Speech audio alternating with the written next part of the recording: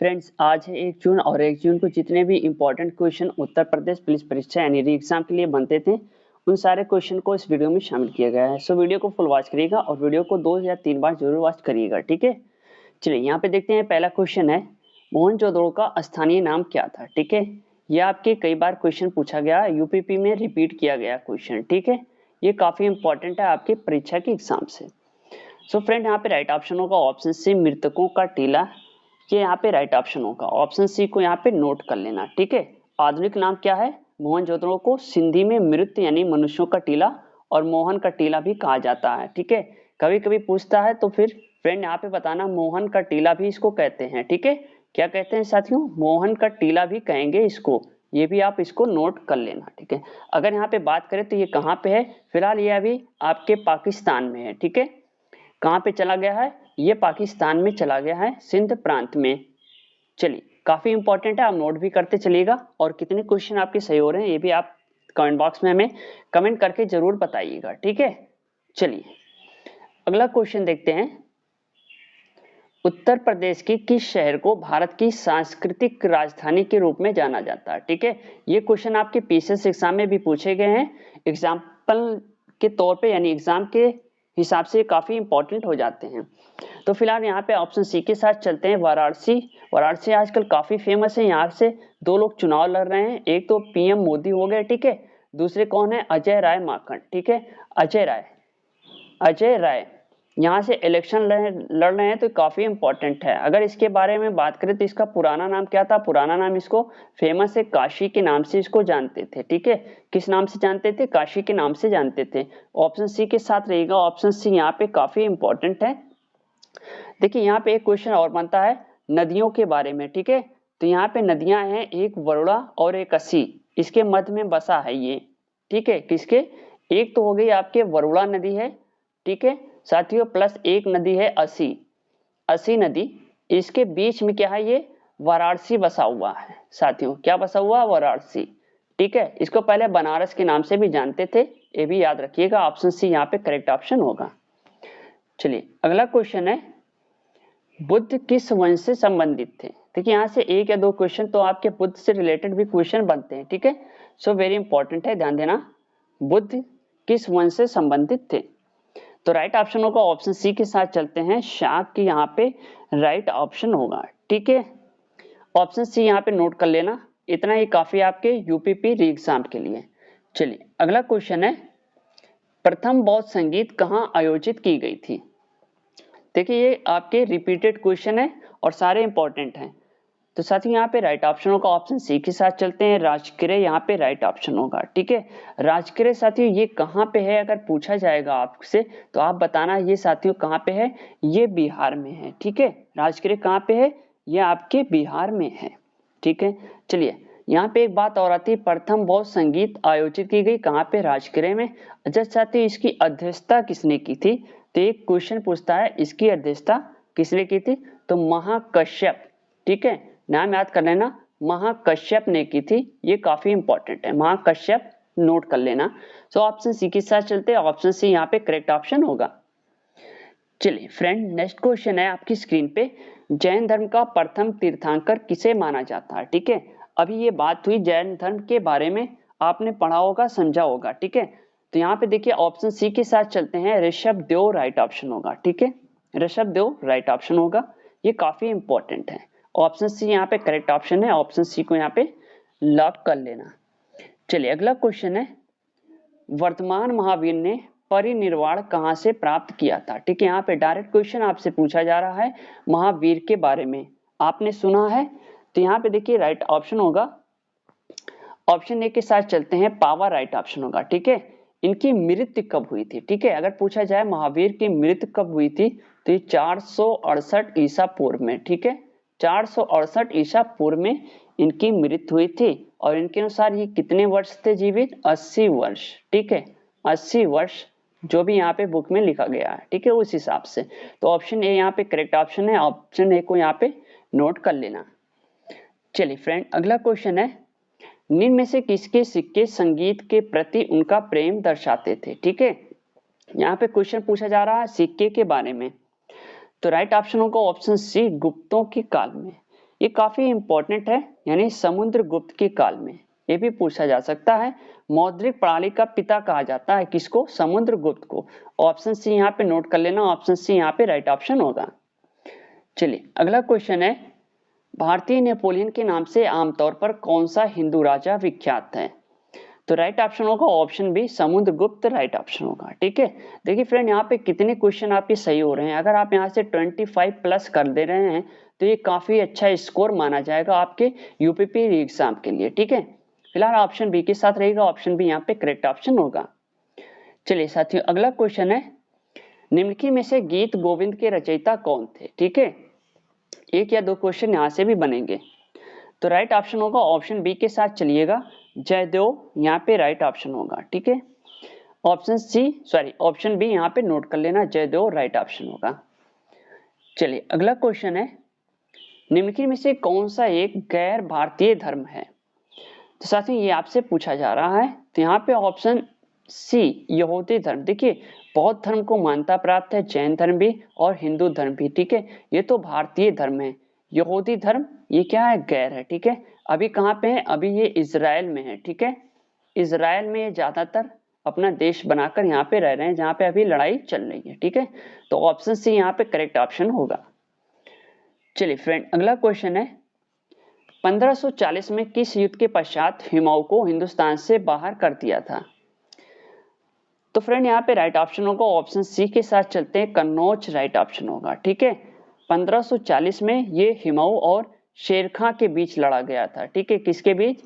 शेर खां के बीच एक युद्ध हुआ था, नोट कर लेना, शेर खां के बीच। किसके बीच? एक तो हुमायूं थे और दूसरा कौन था? शेर खां के बीच ये क्या है? युद्ध लड़ा गया था, जिसके बाद ये हिंदुस्तान के बाहर चला गया था। कौन? हुमायूं।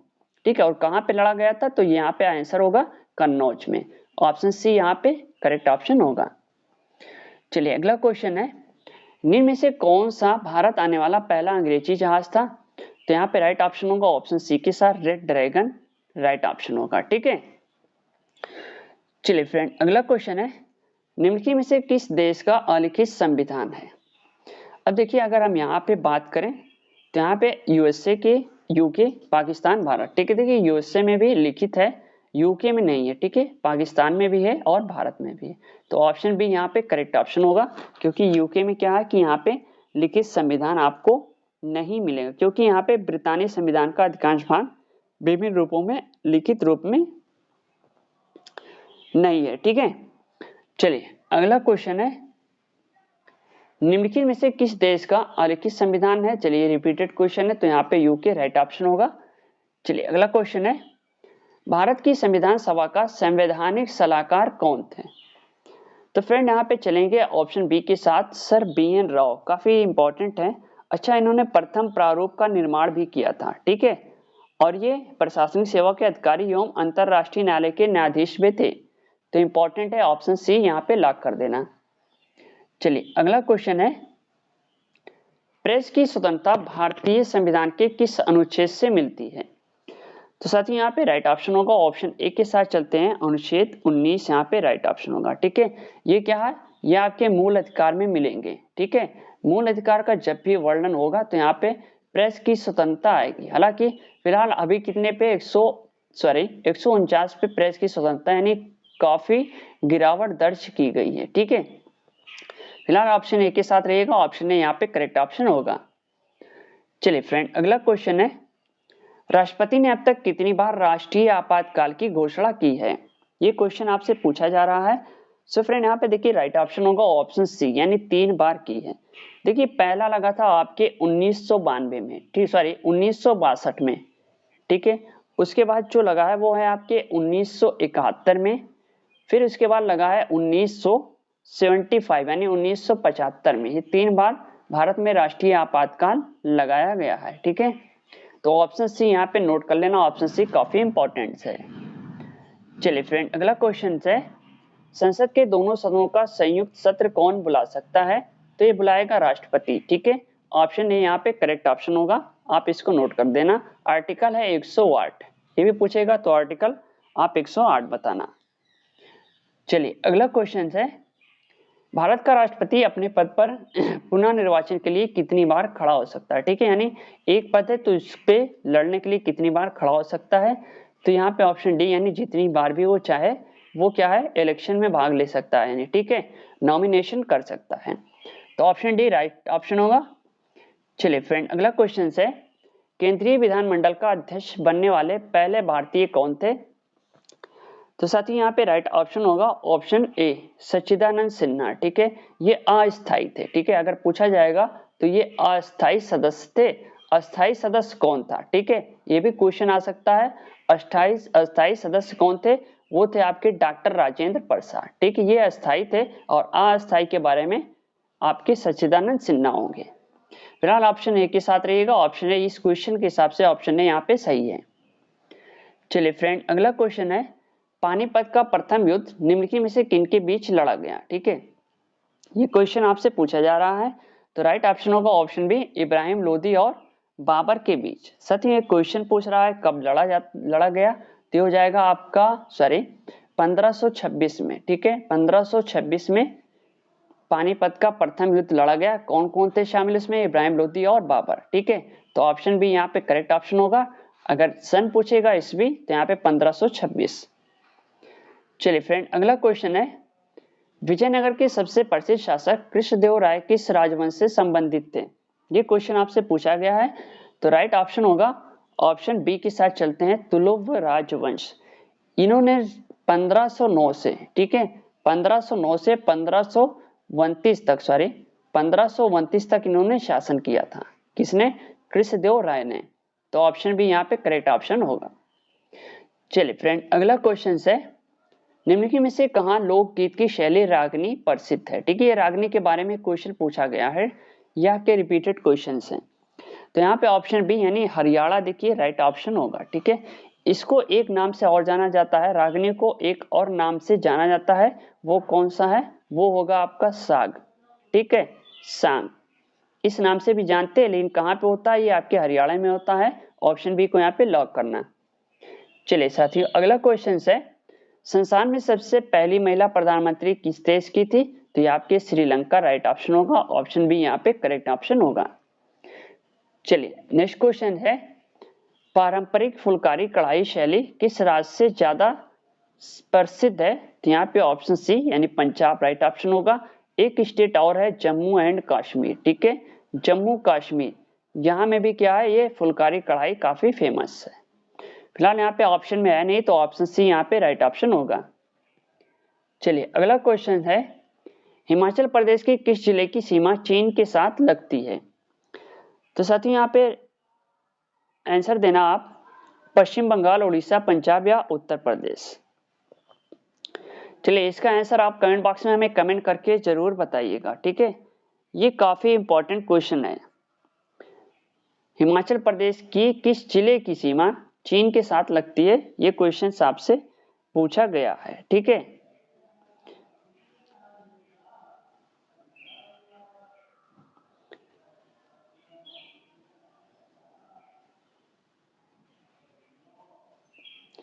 देखिए यहाँ पे ये मिस्टेक हो गया, ठीक है, इस क्वेश्चन को हम गलत करते हैं, यहाँ पे आंसर जो है वो है नहीं, ठीक है, यहाँ पे स्टेट का नाम नहीं दिया हुआ है, इसलिए इसको हम छोड़ दे रहे हैं, फिलहाल इसको नहीं करना है।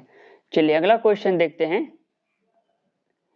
हिमाचल प्रदेश के किस जिले की सीमा चीन के साथ लगती है, ये क्वेश्चन यहाँ से पूछा गया है, ठीक है, तो यहाँ पे राइट ऑप्शन होगा ऑप्शन ए यानी किन्नौर, यहाँ पे राइट ऑप्शन होगा, ऑप्शन ए के साथ रहिएगा, ऑप्शन ए यहाँ पे करेक्ट ऑप्शन होगा।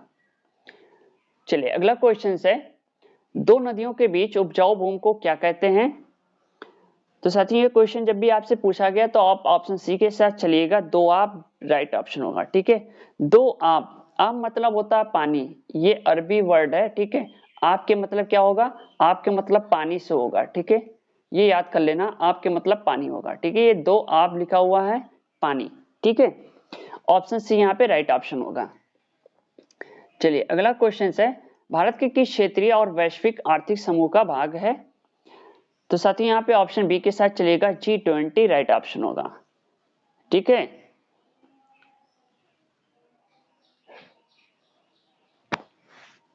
चलिए नेक्स्ट क्वेश्चन है, भारतीय प्रायद्वीप की सबसे लंबी नदी कौन सी है? ठीक है साथियों, ये क्वेश्चन आपसे पूछा गया है। फ्रेंड्स यहाँ पे राइट ऑप्शन चल होगा ऑप्शन डी यानी गोदावरी यहाँ पे राइट ऑप्शन होगा। ठीक है, ये महाराष्ट्र के अपने शुरुआती प्रवाह के लिए घर एवं गोदावरी गंगा से कम नहीं है। सो वेरी इंपॉर्टेंट है, ऑप्शन डी यहाँ पे नोट कर लेना, ऑप्शन डी करेक्ट ऑप्शन होगा। चलिए अगला प्रश्न है, नामदफा नेशनल पार्क है, ये कहाँ पे, ये क्वेश्चन आपसे पूछा जा रहा है। तो राइट ऑप्शन होगा ऑप्शन डी, अरुणाचल प्रदेश में है। ठीक है, और ये क्षेत्रफल के अनुसार देश का सबसे बड़ा है।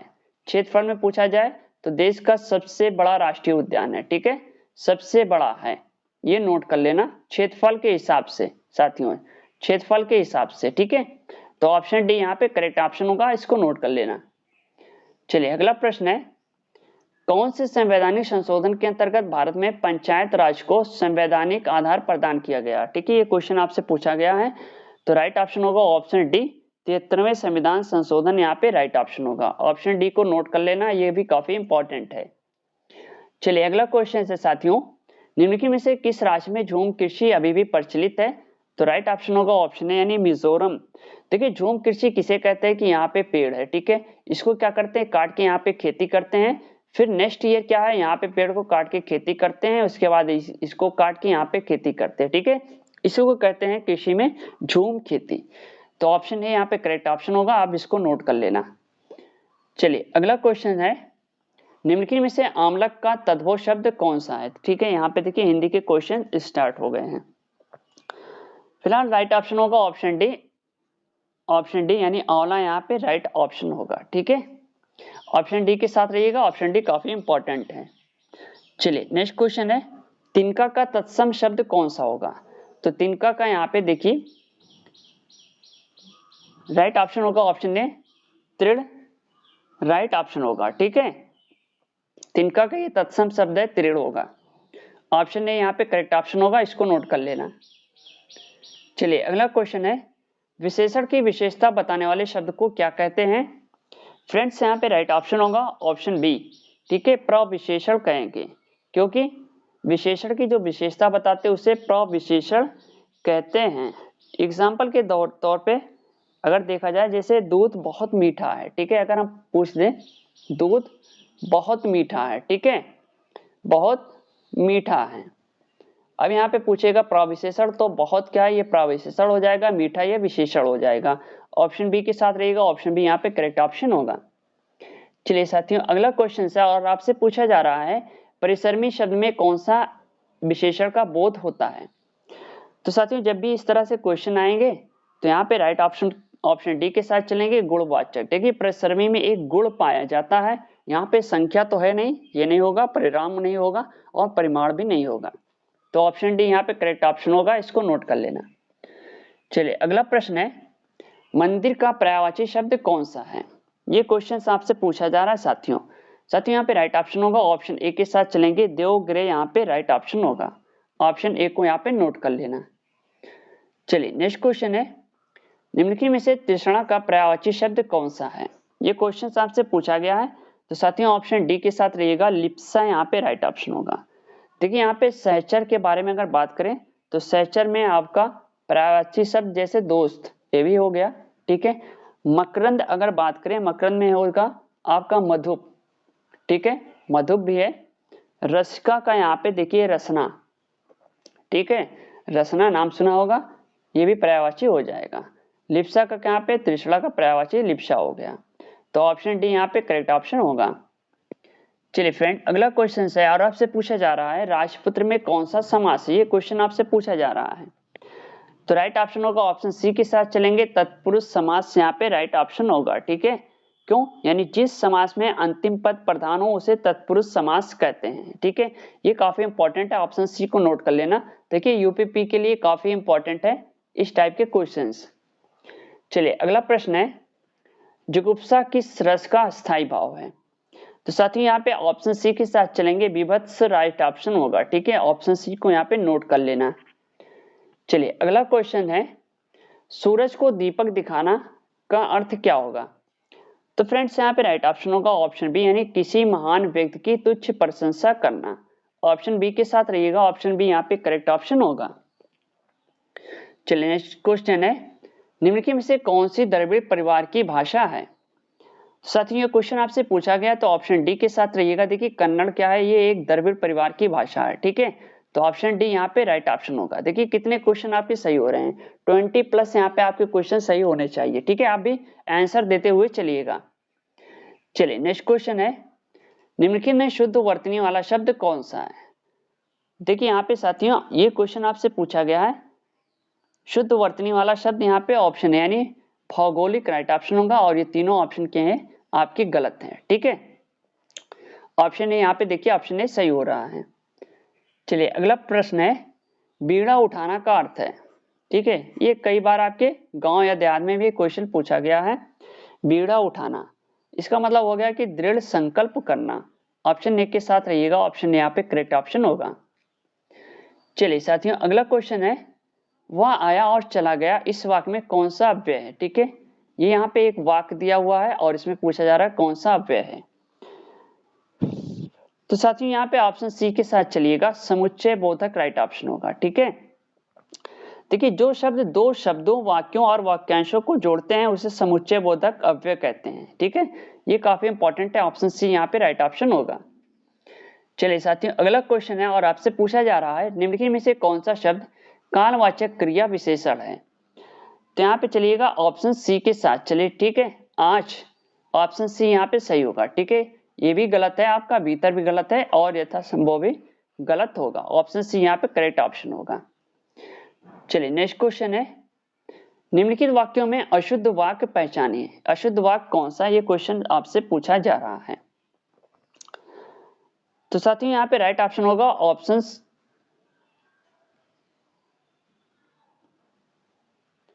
सो वेरी इंपॉर्टेंट है, ध्यान देना। अशुद्ध वाक्य यहाँ पे बताना है आपको, ठीक है। देखिए यहाँ पे ऑप्शन डी, वहां भारी भीड़ थी, ये तो वाक्य अशुद्ध हो गया। श्रीमती गांधी भारत की प्रधानमंत्री थी, सही है। मेरे ऊपर कृपा करें, ये भी सही होगा। मेरे घर के सामने पाठशाला, ये भी सही है। तो ऑप्शन डी यहाँ पे राइट ऑप्शन होगा, ये एक अशुद्ध वाक्य है। चलिए अगला क्वेश्चन है और आपसे पूछा जा रहा है, निम्नलिखित में से कौन सा उपसर्ग रहित शब्द है? ये क्वेश्चन आपके रिपीटेड क्वेश्चन है आपके यूपीपी एग्जाम के लिए, ठीक है। तो साथियों यहाँ पे राइट ऑप्शन होगा ऑप्शन डी, सुरेश यहाँ पे राइट ऑप्शन होगा, ठीक है। ऑप्शन डी के साथ रहेगा सुरेश, राइट ऑप्शन होगा। इसको नोट कर लें, उत्तर प्रदेश पुलिस परीक्षा के लिए इतना ही काफी इंपॉर्टेंट हो जाते हैं क्वेश्चन। चलिए अगला प्रश्न है, गर्भ शून्य कौन सा समास है? तो साथियों यहाँ पे ऑप्शन डी के साथ रहेगा अपादान तत्पुरुष हो, ठीक है। ऑप्शन डी यहाँ पे सही है। चलिए नेक्स्ट क्वेश्चन है, सब्ज बाग दिखाना, इसका अर्थ बताना है। सब्ज बाग दिखाना, देखिए साथियों यहाँ पे ऑप्शन बी के साथ रहिएगा, लालच देकर बहकाना, ठीक है। ऑप्शन बी यहाँ पे करेक्ट ऑप्शन होगा। ये कई बार आपके एग्जाम में पूछे गए हैं और हमेशा ये क्वेश्चन पूछे जाते हैं, ठीक है।